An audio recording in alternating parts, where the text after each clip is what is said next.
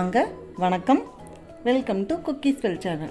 இன்றைக்கி cookies well சேனலில் வெண்பொங்கல் எப்படி செய்யலான்னு பார்க்கலாம். வாங்க வீடியோக்குள்ளே போகலாம். நான் 1.5 கப் பொன்னி பச்சரிசி எடுத்திருக்கேன். அதுக்கு 1/2 கப் பாசிப்பருப்பை வெறும் வடை சட்டியில் ஒரு 2 நிமிஷம் வறுத்து எடுத்திருக்கேன். இப்போ ரெண்டையும் ஒன்றா சேர்த்து 2 தடவை நல்லா தண்ணியில் கழுவி எடுத்துக்கலாம். நான் குக்கரில் 2 டேபிள் ஸ்பூன் நெய் எடுத்துக்கிறேன். அதில் ஒரு 5 பச்சை மிளகாய், குண்டு மிளகாய் சேர்த்துருக்கேன். நீங்கள் நீல மிளகானா கூட 2 கூட சேர்த்துக்கலாம். இப்போ நம்ம கழுவி வச்சுருக்கிற அந்த அரிசியும் பாசிப்பருப்பையும் இதில் போட்டு 2 நிமிஷம் நெய்யில் பிரட்டிக்கலாம். மற்றபடி கலர் மாறணும் அதெல்லாம் அவசியம் இல்லை, சும்மா 2 நிமிஷம் பிரட்டினா போதும். இப்போ அரிசி 1.5 கப்பு, பாசிப்பருப்பு 1/2 கப்பு, ரெண்டும் சேர்ந்து 2 கப்பு. 2 கப்புக்கு நம்ம தண்ணி எவ்வளோ வைக்கணும்? 7.5 கப் தண்ணி வைக்கணும். இங்கே 2 கப் அரிசிக்கு 3 பங்கு தண்ணினா 6 கப். ப்ளஸ் பொங்கல் கொஞ்சம் குலைவாக தான் எப்போயுமே இருக்கணும், அதனால் 7 கப் வரைக்கும் வைக்கலாம். நான் ஆனால் நல்லா குலையட்டும்னு 7.5 கப் வச்சுருக்கேன். இப்போ உங்களுக்கு ரொம்ப அப்படி குலைய வேண்டாம்னா நீங்கள் 7 கப் மட்டும் வச்சுக்கோங்க. சிலவங்க பாதிக்கு பாதி சேர்ப்பாங்க, அரிசி எவ்வளவோ அதுக்கு பாதி பாசிப்பருப்பு சேர்ப்பாங்க. அப்படின்னாலும் நீங்கள் சேர்த்துக்கலாம்.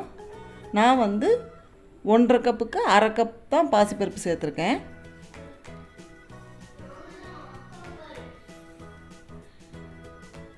இப்போ இதில் 1/4 டீஸ்பூன் மஞ்சள் தூள் சேர்த்துக்கிறேன். ஒரு துண்டு பெருங்காயம் சேர்த்துக்கிறேன். உப்பு தேவையான அளவு சேர்த்துக்கலாம். சேர்த்துக்கிட்டு ஒரு 4 விசில் விடலாம். 3 ஸ்பூன் நெய் எடுத்துக்கிறேன். அதில் 1 டீஸ்பூன் சீரகம், 2 டீஸ்பூன் மிளகு போட்டு சீரகம் நல்லா பொரியட்டும், மிளகு வெடிக்கட்டும். இப்போ அதை பொங்கலில் சேர்த்துக்கலாங்க. சேர்த்துட்டு நல்லா கலந்து விட்டுறலாம். முந்திரி பருப்பு வேணுங்கிறவங்க போட்டுக்கலாம். நான் இன்றைக்கி இதில் முந்திரி பருப்பு சேர்க்கலை.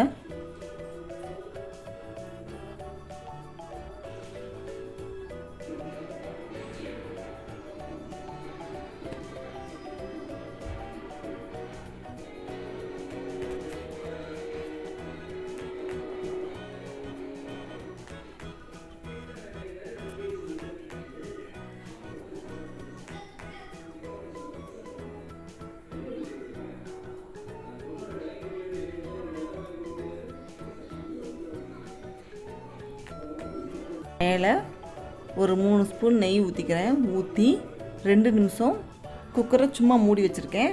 அந்த பொங்கலோட சூட்லேயே நெய் உருகி மேலே இருக்கும், அது இன்னும் டேஸ்ட்டாக இருக்குங்க.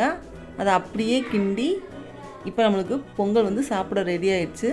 பொங்கலுக்கு தேங்காய் சட்னி, துவரம்பருப்பு போட்டு சாம்பார், உளுந்த வடை, இது 3 இருந்தால் பெஸ்ட்டு காம்பினேஷனாக இருக்குங்க.